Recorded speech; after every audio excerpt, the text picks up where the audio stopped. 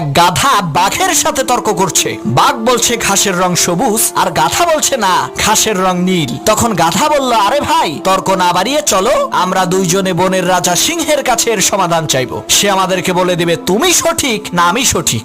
বাঘ বলল, চলো যাই। তারা দুইজনে বনের রাজা সিংহের সামনে এসে দাঁড়ালো। বাঘ কিছু বলার আগেই গাধা চেঁচিয়ে চেঁচিয়ে বলে উঠল, মহারাজ, আপনি একটু বলেন তো ঘাসের রং সবুজ না নীল? আমি বলছি ঘাসের রং নীল, আর বাঘ বলে ঘাসের রং সবুজ। আপনি একটু ফয়সালা করে দেন তো।